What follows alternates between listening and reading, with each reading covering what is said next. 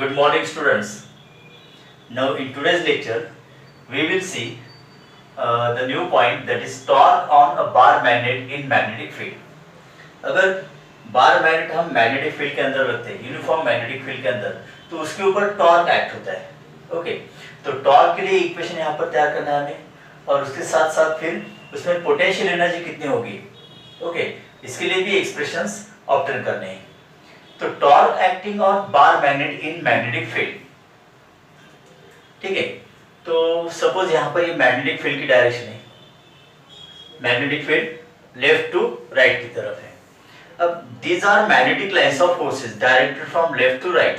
तो इसका मतलब यहाँ पर n पोल होगा और यहाँ पर क्या होगा, s पोल होगा, because magnetic lines of forces are moving from north pole towards the south pole. ठीक है, तो ये डायरेक्शन यहाँ पर. अब देखिए यहाँ पर एक हम बार मैग्नेट कंसीडर करते हैं. Let this marker pen is bar magnet.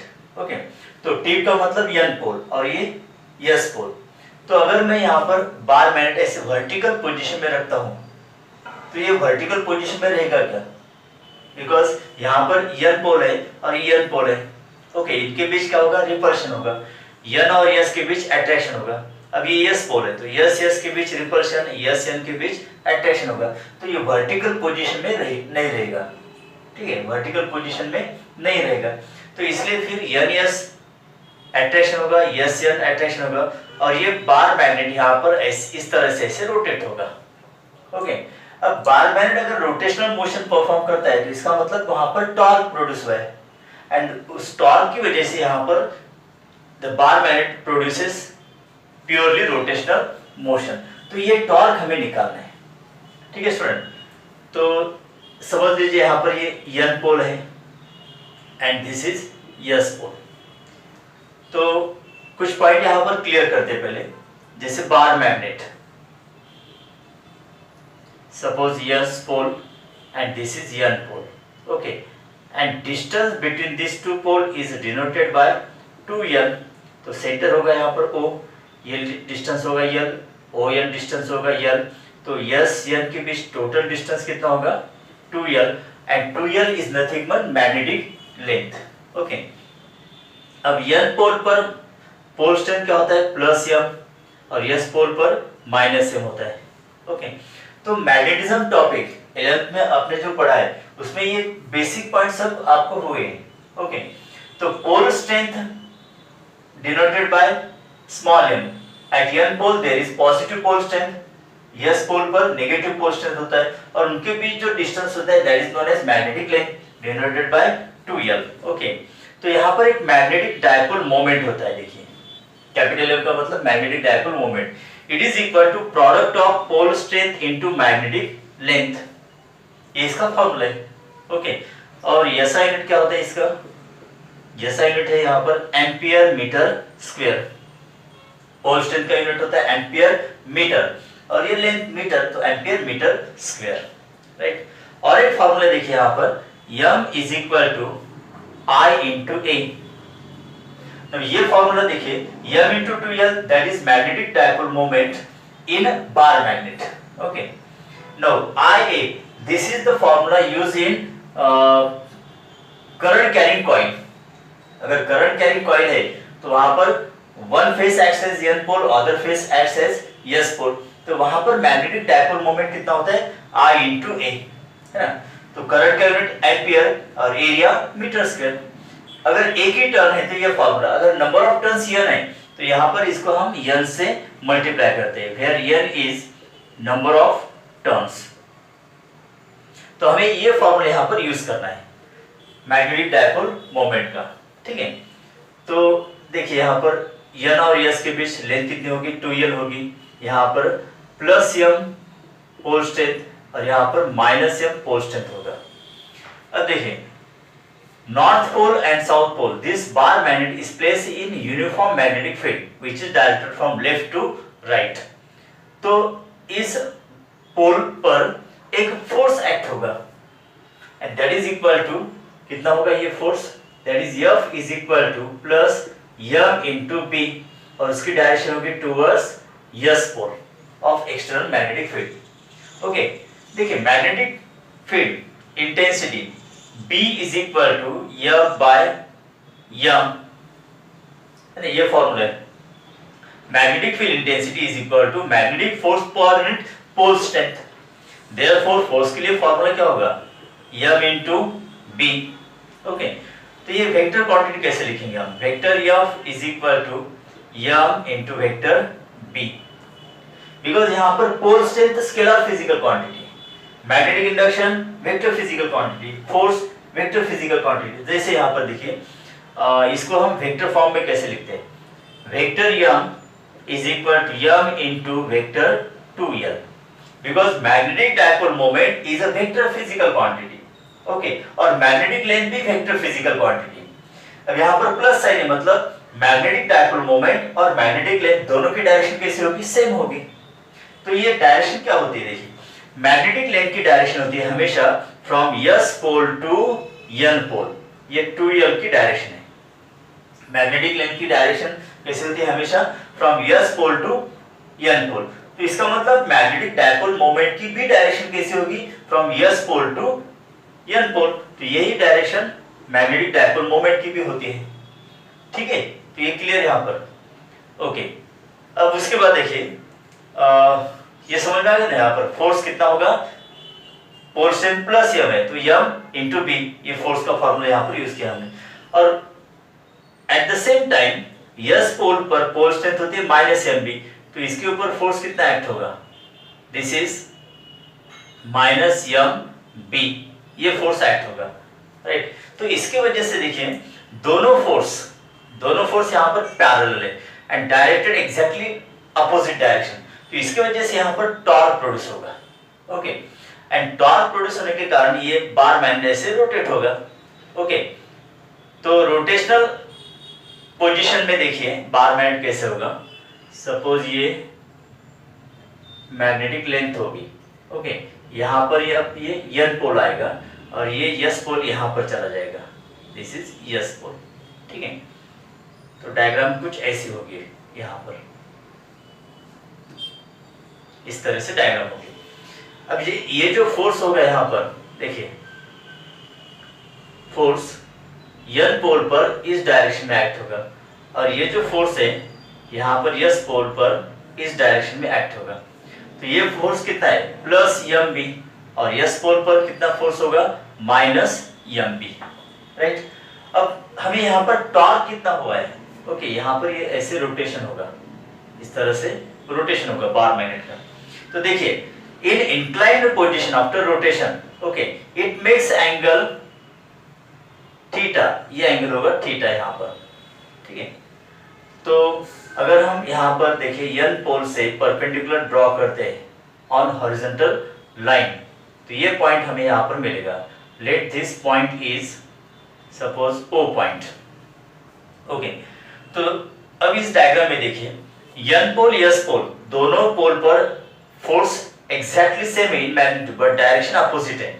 तो ये दोनों फोर्स एक दूसरे को कैसे देखिए, horizontal towards right side, horizontal towards left side, तो दोनों फोर्स पैरेलल है, तो इनके बीच ये परपेंडिकुलर डिस्टेंस होगा NO, ये परपेंडिकुलर डिस्टेंस होगा। तो इससे हम टॉर्क की वैल्यू निकाल सकते हैं। So what is the general formula for torque, torque is equal to magnitude of one of the force, okay, into perpendicular distance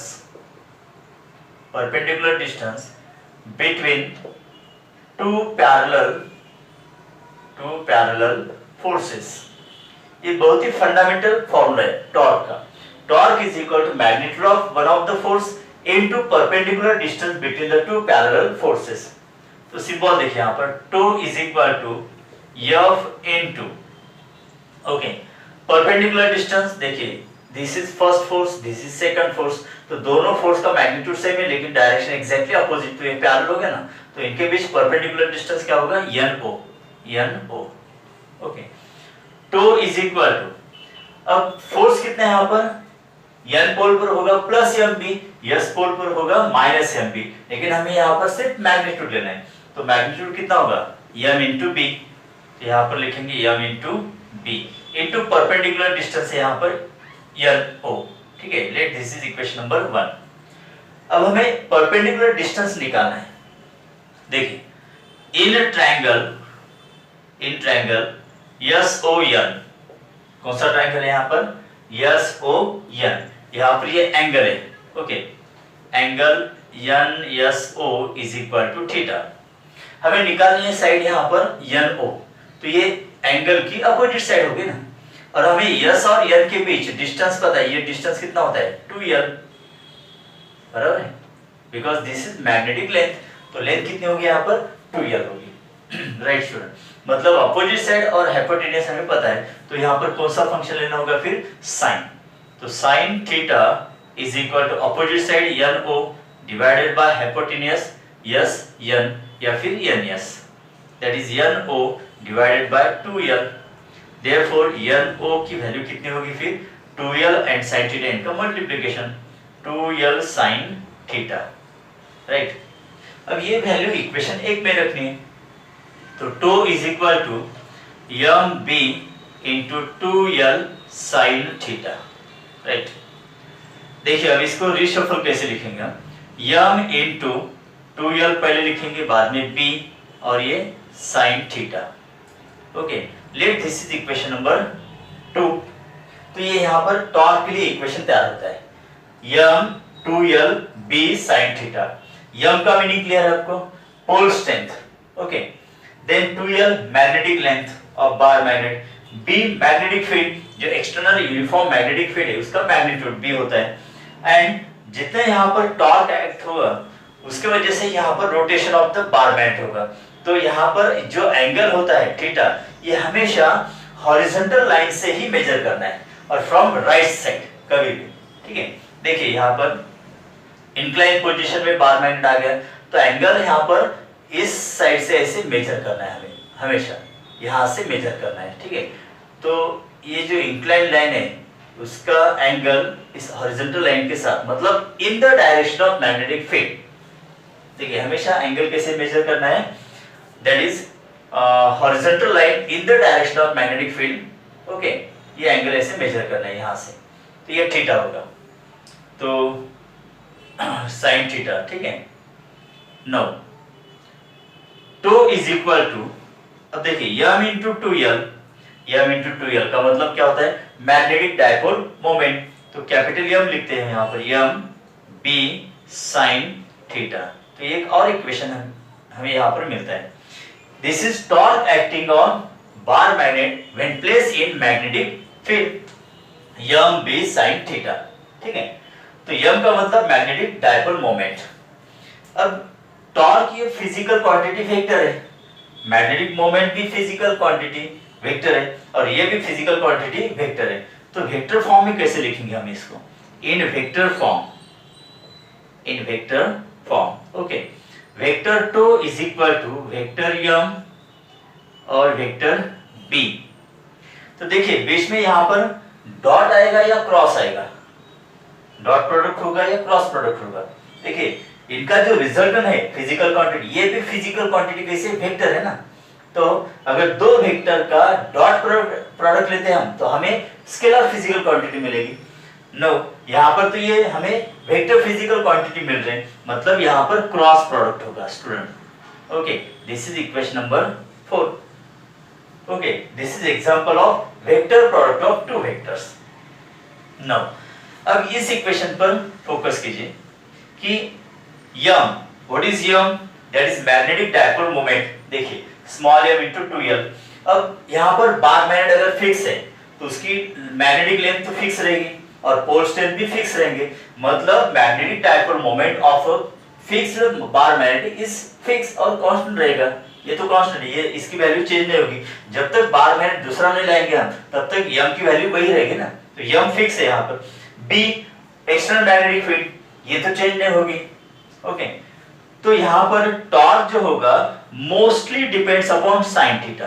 देखिए to directly proportional to sine theta, मतलब बार मैग्नेट के ऊपर जो torque act होगा it is okay directly proportional to sine theta, मतलब angle के ऊपर depend है। अगर साइन थीटा, देखिए साइन थीटा की वैल्यू मैक्सिमम कब होगी, when theta is equal to 90 degree, sine 90 is equal to 1 होता है ना, और साइन 0 इज इक्वल टू 0। तो मैक्सिमम टॉर्क कहां पर होगा, मिनिमम टॉर्क कहां पर होगा और जीरो टॉर्क कहां पर होगा, ये हम इससे निकाल सकते हैं। देखिए यहां पर डिफरेंट केसेस हम डिस्कस करते हैं। Case 1, suppose theta is equal to 0 degree, तो हमें पता है sine 0 degree is equal to 0, तो देयरफॉर टॉर्क कितना होगा, 0 होगा। So this is minimum torque, this is minimum torque, मतलब टॉर्क एक्ट नहीं होगा। कौन से कंडीशन में, अगर angle theta is equal to 0 है। अब देखिए N pole S pole, okay, तो ये कंप्लीटली अगर parallel to the magnetic field हो जाता है, मतलब हॉरिजॉन्टल पोजीशन पे, है ना, यहाँ पर एन पोल यहाँ पर एस पोल, तो हॉरिजॉन्टल से एंगल मेजर कीजिए, इसका एंगल कितना आएगा, 0 आएगा, है ना। तो अगर यहाँ पर इस पोजीशन में बार मैग्नेट है तो इसके ऊपर टॉर्क एक्ट नहीं होगा, मतलब इसके ऊपर पोल्स के ऊपर फोर्स भी एक्ट नहीं होंगे, तो ये ऐसे यहाँ पर हॉरिजॉन्टल पोजीशन में रहेगा, ठीक है। नो अगर यहाँ पर केस सेकंड देखिए, case second, if theta is equal to 90 degree, okay, तो हमें पता है sine 90 degree is equal to कितना होता है, 1 होता है। Therefore torque is equal to, अब यहाँ पर साइन 90 की वैल्यू होगी 1, तो it is mb, okay, this is maximum torque acting on bar magnet when it is exactly in vertical position. अब देखिए N pole S pole vertical position में अगर इसको ऐसे होल्ड करते हैं, ओके, तो इसके ऊपर मैक्सिमम टॉर्क होगा। अगर इसको हम फ्री छोड़ देते हैं तो ये इंस्टेंटली क्या होगा, इक्विलिब्रियम पोजीशन, मतलब स्टेबल इक्विलिब्रियम ऑब्टेन करने की कोशिश करेगा, तो ये मैक्सिमम टॉर्क इसके ऊपर एक्ट होगा और उसके कारण यहाँ पर रोटेशन होगा, और ये बार मैग्नेट हॉरिजॉन्टल पोजीशन में आने की मतलब कोशिश करेगा, so that the torque will be 0, है ना। तो वर्टिकल पोजीशन में अगर बार मैग्नेट होता है तो यहाँ इस कंडीशन में उसके ऊपर ज्यादा या मैक्सिमम टॉर्क एक्ट होता है, और मैक्सिमम कितना होगा, m into b, और ये फिक्स वैल्यू है। अगर m तो मतलब फिक्स और एक बार मैग्नेट है उसके लिए m फिक्स रहता है, और b मतलब एक्स्ट्रा मैग्नेटिक फील्ड, तो ये वैल्यू फिक्स होगी यहाँ पर, राइट स्टूडेंट। देखिए स्टूडेंट्स, अब इसके बाद नेक्स्ट पॉइंट हम डिस्कस करने वाले हैं, that is work done in rotating bar magnet, ठीक है। तो देखिए अगर ये वर्टिकल पोजीशन में है तो इसके ऊपर ज्यादा टॉर्क, मतलब मैक्सिमम टॉर्क और मैक्सिमम मैग्नेटिक फोर्स एक्ट होता है, तो इसकी वजह से ये क्या होगा, ऐसे रोटेट होगा और हॉरिजॉन्टल पोजीशन में आने की कोशिश करेगा, बिकॉज हॉरिजॉन्टल पोजीशन में उसके ऊपर 0 टॉर्क होता है ना, यस। तो अगर हम क्या करते हैं, यहाँ पर हॉरिजॉन्टल पोजीशन में अगर बार मैग्नेट आ गया तो इसको रिटर्न, मतलब against the direction of torque, इसको हम रोटेट करेंगे ऐसे, मतलब इसके लिए एक्स्ट्रा वर्क हमें करना होगा, या ऑटोमेटिक तो ऐसे वर्टिकल पोजीशन में नहीं आएगा ना, बिकॉज वर्टिकल पोजीशन में अगर ये होता है तो इसके ऊपर maximum torque maximum force act होगा, तो ये ऐसे हॉरिजॉन्टल आने की कोशिश करता है। हॉरिजॉन्टल आने के बाद इसके ऊपर टॉर्क कितना होगा, 0 होगा, तो यहाँ पर स्टेबल इक्विलिब्रियम में, ठीक है। अगर हम एक्स्ट्रा वर्क लगाते हैं और एनर्जी यूटिलाइज करते हुए इसको रिवर्स डायरेक्शन में, मतलब ये ऐसे अगर रोटेट करते हैं, ओके, तो हमें एक्स्ट्रा वर्क डन करना होगा। अब ये जो वर्क डन है इस बार मैग्नेट के अंदर पोटेंशियल एनर्जी के फॉर्म में स्टोर होता है, सो यहाँ पर हमें पोटेंशियल एनर्जी भी निकालनी है, मतलब work done in rotating the bar magnet जो होगा, that work done is store in the form of potential energy, that is known as magnetic potential energy, और ये कहां पर स्टोर होगी, in the bar magnet, okay. तो इसके लिए मतलब वर्क डन और पोटेंशियल एनर्जी का फॉर्मूला दोनों सेम हो जाएगा। देखिए सपोज ये हॉरिजॉन्टल पोजीशन है, या फिर सपोज हॉरिजॉन्टल पोजीशन में नहीं है तो इंक्लाइन पोजीशन, लेट यहाँ पर एंगल कितना होगा, θ1 होगा, ठीक है। हमें θ1 एंगल से इसको यहाँ पर θ2 एंगल तक डिस्प्लेस करना है, तो जितना भी वर्क डन होगा that is stored in the form of potential energy known as magnetic potential energy, okay. मतलब समझ में आएगा आपको, ये हॉरिजॉन्टल पोजीशन होगी या फिर थोड़ा इंक्लाइन होगा, तो इंक्लाइन अगर होता है तो यहाँ पर एंगल θ1 होगा, अगर एग्जैक्टली हॉरिजॉन्टल है तो यहाँ पर एंगल क्या होगा, 0 होगा, मतलब θ1 की वैल्यू 0 ले सकते हैं ना, ओके। तो θ1 एंगल से अगर इसको θ2 एंगल तक हमें डिस्प्लेस करना है तो एक्सटर्नल वर्क डन होगा, तो ये वर्डन हमें निकालना है। सपोज थीटा वन एंगल है, अब स्मॉल एंगल से अगर इसको हम डिस्प्लेस करते हैं, देखिए यहां से अगर स्मॉल वर्डन करते हैं, ओके, तो स्मॉल एंगल से इसका डिस्प्लेसमेंट होगा against the direction of torque, तो स्मॉल वर्डन कितना होगा फिर, therefore work done in rotating bar magnet through small angular displacement, okay, let it is d theta, तो वर्क डन भी स्मॉल होगा, ठीक है, तो dw is equal to, equation क्या होगा यहाँ पर, टू इंटू डी थीटा, बराबर। देखिए इन ट्रांसलेशनल और linear motion, okay, linear motion के अंदर वर्क डन का फॉर्मूला क्या होता है, F इंटू डिस्प्लेसमेंट, मतलब force into displacement. Now in rotational motion, okay, तो वर्क डन का फॉर्मूला क्या होगा, देखिए force physical quantity it is in linear motion, तो similar quantity in rotational motion क्या होगी, दैट इज टॉर्क, है ना, बिकॉज फोर्स की वजह से ट्रांसलेशनल मोशन परफॉर्म होती है और टॉर्क की वजह से यहाँ पर रोटेशनल मोशन परफॉर्म होगी, तो force and torque are similar physical quantity. वैसे लीनियर मोशन में अगर हम displacement, linear displacement denoted by s, तो angular displacement denoted by theta, तो ये फॉर्मूला रोटेशनल मोशन में होगा, तो इसलिए यहां पर small work done dw is equal to torque into small angular displacement d theta, okay, तो ये फॉर्मूला होगा। Now dw is equal to, अब टो की वैल्यू यहां से लेनी है हमें, ये वैल्यू, ओके, तो वैल्यू क्या है यहाँ पर, mb sin theta into d theta, late this is equation number 5। तो ये स्मॉल वर्क डन के लिए यहाँ पर हमें फॉर्मूला मिलता है, ठीक है। देखिए हॉरिजॉन्टल पोजीशन में अगर है तो थीटा वन की वैल्यू क्या होगी, 0।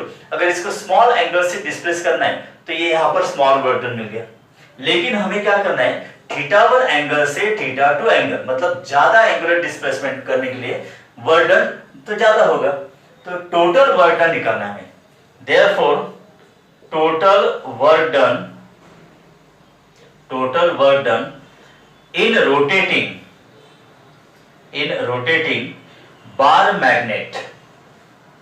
rotating bar magnet from angle theta 1 to the angle theta 2, तो ये एंगुलर डिस्प्लेसमेंट ज्यादा होगा, ओके, तो यहाँ पर वर्क डन क्या होगा, देखिए work done is equal to integration dw, okay, तो dw का इंटीग्रेशन हमें लेना है, मतलब फ्रॉम थीटा 1 टू थीटा 2 इतना हमें लेना है, तो यहाँ पर होगा थीटा 1 टू थीटा 2 और dw की वैल्यू क्या होगी, ये लिखनी है हमें, mb sin theta into d theta, right. तो इसको कंप्लीट करते हैं, w इज इक्वल टू, अब जैसे हमने अभी डिस्कस किया कि m and b are constant, तो इसको इंटीग्रेशन के बाहर लाते हैं, तो ये होगा यहाँ पर mb integration theta 1 to theta 2 sin theta into d theta, okay, now it is equal to mb। अब sin थीटा का इंटीग्रेशन क्या होता है, this is minus cos theta, okay, और limit theta 1 to theta 2। Now work done is equal to, अब इसको solve कैसे करेंगे हम, upper limit minus lower limit, okay, तो mb इन ब्रैकेट, अब अपर लिमिट मतलब थीटा की वैल्यू पहले थीटा 2 लिखनी है, तो ये माइनस है ना, माइनस कॉस, अपर लिमिट कितना है थीटा 2 माइनस, अब लोअर लिमिट, तो लोअर लिमिट मतलब माइनस कॉस, थीटा की जगह पर क्या लिखना है, थीटा 1 लिखना है, राइट। तो w is equal to mb in bracket, देखिए माइनस माइनस क्या होगा, प्लस होगा, तो ये प्लस टर्म पहले लिखते हैं हम, कॉस थीटा 1 और ये माइनस टर्म बाद में, cos theta 2, okay, so this is equation number कितना है यहाँ पर, equation number 6। So this gives the total work done, इसलिए to rotate the bar band from angle theta 1 to angle theta 2, okay, तो theta one angle theta two angles यहाँ पर different हो सकते हैं। देखिए थीटा वन अगर 0 लेते और इसको कंप्लीटली रोटेट करते हुए वर्टिकल डायरेक्शन में लाते तो थीटा टू की वैल्यू कितनी होगी, 90 डिग्री होगी ना। यस, इस तरह से अगर इसको रोटेट करना है against the direction of torque तो हमें एक्स्ट्रा ऑपरेटर करना होगा। Okay, now when the bar magnet rotated in against the direction of torque तो यहाँ पर इसके अंदर ये वर्क स्टोर होगा इन the form of magnetic potential energy. therefore magnetic potential energy is given by, तो पोटेंशियल एनर्जी के फॉर्मूला वही रहेगा m b in bracket cos theta 1 minus cos theta 2, ये formula. This is equation number 7। मतलब work done और potential energy दोनों के लिए फॉर्मूले सेम है, right student. No, potential energy of a bar magnet in magnetic field is defined as the work done in bringing the bar magnet in a direction perpendicular to magnetic field to any given direction। तो ये यहाँ पर potential energy of bar magnet की definition है। मतलब देखिए from perpendicular direction to the field to any given direction, मतलब theta one की वैल्यू क्या होगी pi by 2 and theta two की वैल्यू एनी डायरेक्शन, मतलब हम थीटा लेंगे यहाँ पर। तो ये इक्वेशन 7 कैसे होगा, potential energy is denoted by capital U, यहाँ पर ये सिंबल है इसका। तो M B okay in bracket देखिए कॉस थीटा वन मतलब pi by 2 minus cos theta two मतलब एनी एंगल होगा ना theta. No, potential energy that is capital U is equal to, अब cos पाई बाय 2 की वैल्यू कितनी होती है 0। ओके, तो ये माइनस हो गया यहाँ पर minus M B cos theta. तो ये इक्वेशन यहाँ पर होगा equation number 8, that is potential energy of bar magnet right according to definition. Now अब इसमें देखिए case 1 if theta is equal to 0, theta is equal to 0। अब देखिए थीटा अगर 0 है यहाँ पर, इसके भी कंडीशंस और केसेस हम साइमल्टेनियसली डिस्कस करते हैं तो आपको ये कॉन्सेप्ट क्लियर हो जाएगी। अगर थीटा 0 है तो टॉर्क कितना होता है 0 होता है, मतलब 2 इज इक्वल टू 0 और ये होता है मिनिमम। ओके, तो यहाँ पर पोटेंशियल एनर्जी कितनी होगी देखिए U इज इक्वल टू, अब थीटा की वैल्यू कितनी रखनी है 0, तो cos 0 इज इक्वल टू 1, तो ये होगा माइनस एम बी। तो यहाँ पर energy in the bar magnet होगी minus M B. So this is the stable equilibrium, ये यहाँ पर स्टेबल इक्विलिब्रियम की कंडीशन होगी, ठीक है। तो इस कंडीशन में रोटेशन ऑफ बार मैग्नेट नहीं होगा, इसलिए इसको स्टेबल इक्विलिब्रियम ये कंडीशन कहा है। अब case 2 if theta is equal to pi by 2। Okay, अब देखिए थीटा अगर पाई बाय 2 मतलब 90 डिग्री, पाई बाय 2 रेडियन अगर होता है तो टॉर्क मैक्सिमम होगा, है ना। तो मैक्सिमम होगा, तो क्या होगा मैक्सिमम होगा। तो पोटेंशियल एनर्जी देखिए अगर थीटा की वैल्यू पाई बाय 2 रखते हैं यहाँ पर तो cos पाई बाय 2 कितना होगा 0, तो एनर्जी कितनी होगी 0 होगी, राइट। केस 3 देखिए if theta is equal to pi, okay, तो टो क्या होगा यहाँ पर 0 होगा ना, बिकॉज देखिए अगर थीटा की वैल्यू हम पाई मतलब 180, तो साइन 180 की वैल्यू क्या होगी 0 होती है ना, तो इसलिए टॉर्क 0 होगा। लेकिन पोटेंशियल एनर्जी कितनी होगी देखिए U इज इक्वल टू, ये फॉर्मूला यहाँ पर minus M B cos theta, minus M B cos, अब पाई रेडियन मतलब 180 डिग्री, तो ये कितना होगा माइनस एम बी इंटू, अब कॉस 180 की वैल्यू होती है -1, तो ये होगा plus M B. Okay student, तो इस कंडीशन में potential energy in the bar magnet कितनी होगी प्लस एम बी, मतलब ज्यादा है मैक्सिमम है। अब इस कंडीशन में अगर एनर्जी उसमें ज्यादा है तो ये स्टेबल रहेगा क्या? नहीं, it is mostly unstable equilibrium. So this is the condition of unstable equilibrium. तो इस कंडीशन में फिर बार मैग्नेट हॉरिजॉन्टल होने की कोशिश करेगा in the direction of magnetic field. तो यहाँ पर ये दो पॉइंट्स आप समझ लीजिए। स्टेबल इक्विलिब्रियम के लिए कंडीशन क्या होगी? U is equal to minus M B, और अनस्टेबल इक्विलिब्रियम के लिए कंडीशन क्या होगी? U इज इक्वल टू मतलब potential energy of bar magnet is equal to plus M B. Okay students,